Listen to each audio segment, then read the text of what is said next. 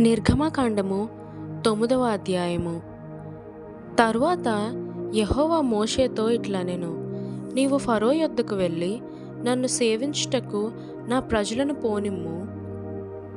నీవు వారిని పోనీయనొల్లక ఇంకను వారిని నిర్బంధించిన ఎడల, ఇదిగో యెహోవా బాహుబలము పొలములోనున్న నీ పశువుల మీదికిని, నీ గుర్రముల మీదికిని, గాడిదల మీదికిని, ఒంటెల మీదికిని, ఎద్దుల మీదికిని, గొర్రెల మీదికిని వచ్చును. మిక్కిలి బాధాకరమైన తెగులు కలుగును. అయితే యెహోవా ఇశ్రాయేలీయుల పశువులను ఐగుప్తు పశువులను వేరుపరచును.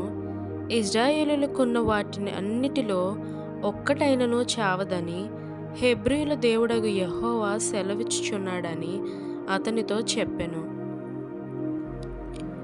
మరియు యెహోవా కాలము నిర్ణయించి, రేపు యెహోవా ఈ దేశంలో ఆ కార్యము జరిగించుననెను. మరునాడు యెహోవా ఆ కార్యము చేయగా, ఐగుప్తీయుల పశువులన్నీయు చచ్చెను గాని ఇశ్రాయేలీయుల పశువులలో ఒక్కటియు చావలేదు. ఫరో ఆ సంగతి తెలుసుకొని పంపినప్పుడు ఇశ్రాయేలు పశువులలో ఒకటియు చావలేదు. అయినను అప్పటికిని ఫరో హృదయము కఠినమైనందున జనులను పంపకపోయెను. కాగా యెహోవా, మీరు మీ పిడికిళ్ళ నిండా ఆవపు బుగ్గి తీసుకొనుడి. మోషే ఫరో కన్నుల ఎదుట ఆకాశము వైపు దాన్ని చల్లవలెను.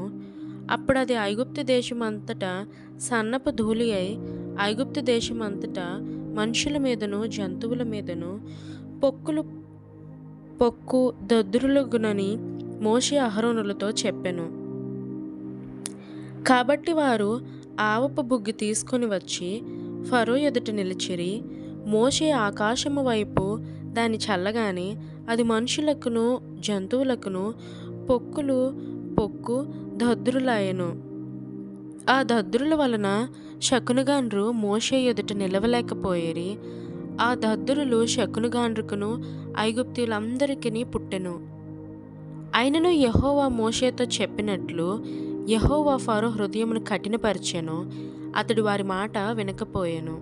తరువాత యెహోవా మోషేతో ఇట్లనెను, హెబ్రీయుల దేవుడైన యెహోవా ఇలాగ సెలవిచ్చుచున్నాడు, నీవు తెల్లవారగానే లేచిపోయి ఫరో ఎదుట నిలిచి, నన్ను సేవించుటకు నా జనులను పోనిమ్ము. సమస్త భూమిలో నా వంటి వారెవరునూ లేరని నీవు తెలుసుకోవలెనని, ఈసారి నేను నా తెగుళ్ళన్నీయు నీ హృదయము నొచ్చినంతగా నీ సేవకుల మీదికిని నీ ప్రజల మీదికిని పంపెదను. భూమి మీద నుండకుండా నీవు నశించిపోవునట్లు నేను నా చెయ్యి చాపియుంటిని. నేను నిన్నును నీ జనులను తెగులుతో కొట్టివేసియుందును. నా బలమును నీకు చూపునట్లును భూలోకమందంతటన నా నామమును ప్రచురము చేయనట్లును ఇందుకే నేను నిన్ను నియమించితిని. నీవు ఇంకా నా ప్రజలను పోనీయనొల్లక వారి మీద అతిశయపడుచున్నావు. ఇదిగో, రేపీ వేళకు నేను మిక్కిలి బాధాకరమైన వడగండ్లను కురిపించెదను. ఐగుప్తు రాజ్యము స్థాపించిన దినము మొదలుకొని ఇది వరకు అందులో అట్టి వడగండ్లు పడలేదు.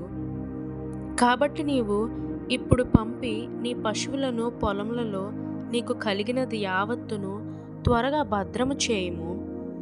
ఇంటికి రప్పింపబడక పొలములో ఉండు ప్రతి మనుష్యుని మీదను జంతువుని మీదను వడగండ్లు కురియును. అప్పుడు అవి చచ్చునని చెప్పమనెను. ఫరో సేవకులలో యెహోవా మాటకు భయపడినవాడు తన సేవకులను తన పశువులను ఇండ్లలోనికి త్వరగా రప్పించెను.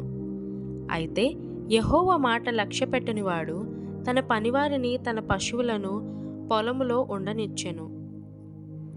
యెహోవా, నీ చెయ్యి ఆకాశము వైపు చూపుము.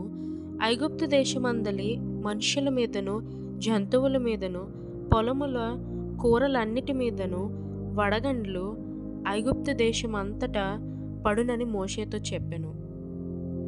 మోషే తన కర్రను ఆకాశము వైపు ఎత్తినప్పుడు యెహోవా ఉరుములను వడగండ్లను కలుగజేయగా పిడుగులు భూమి మీద పడుచుండెను. యెహోవా ఐగుప్తు దేశము మీద వడగండ్లు కురిపించెను. అలాగు వడగండ్లతో కలిసిన పిడుగులను బహుబలమైన వాయెను. ఐగుప్తు దేశమంతటను అది రాజ్యమైనది మొదలుకొని ఎన్నడనూ అట్టివి కలుగలేదు. ఆ వడగండ్ల ఐగుప్తు దేశమంతటా మనుషులనేమి జంతువులనేమి బయటనున్నది యావత్తును నశింపజేసెను. వడగండ్లు పొలములోని ప్రతి కూరను చెడగొట్టెను, పొలములోని ప్రతి చెట్టును విరగ్గొట్టెను. అయితే ఇశ్రాయేలులున్న గోషెను దేశంలో మాత్రము వడగండ్లు పడలేదు. ఇది చూడగా ఫరో మోషే అహరోనులను పిలువనంపి, నేనీసారము పాపము చేసి ఉన్నాను. యెహోవా న్యాయవంతుడు, నేనును నా జనులను దుర్మార్గులము. ఇంత మట్టుకు చాలును.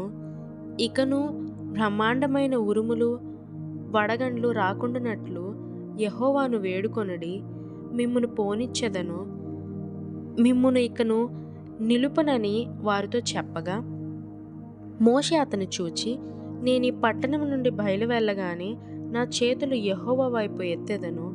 ఈ ఉరుములు మానును, ఈ వడగండ్లు ఇక మీదట పడవు. అందువలన భూమి యెహోవాదని నీకు తెలియబడును. అయినను నీవును నీ సేవకులను ఇకను దేవుడైన యెహోవాకు భయపడరని నాకు తెలిసి ఉన్నదనెను. అప్పుడు జనుపు చెట్లు పువ్వులు పూసెను, యవలు చేలు వెన్నులు వేసినవై గనుక జనుపు యవలు చేలును చెడగొట్టబడెను గాని గోధుమలు మెరుప మొలకలు ఎదగనందున అవి చెడగొట్టబడలేదు. మోషే ఫరోను విడిచి ఆ పట్టణము నుండి బయలువెళ్ళి యెహోవా వైపు తన చేతులు ఎత్తినప్పుడు ఆ ఉరుములను వడగండ్లను నిలిచిపోయెను. వర్షము భూమి మీద కురియుట మానెను. అయితే ఫరో వర్షమును వడగండ్లను ఉరుములను నిలిచిపోవుట చూచి అతడును అతని సేవకులను ఇంకా పాపము చేయుచు తమ హృదయములను కఠినపరుచుకొనిరి. యెహోవా మోషే ద్వారా పలికినట్లు ఫరో హృదయము కఠినమాయెను, అతడు ఇశ్రాయేలులను పోనీయకపోయెను.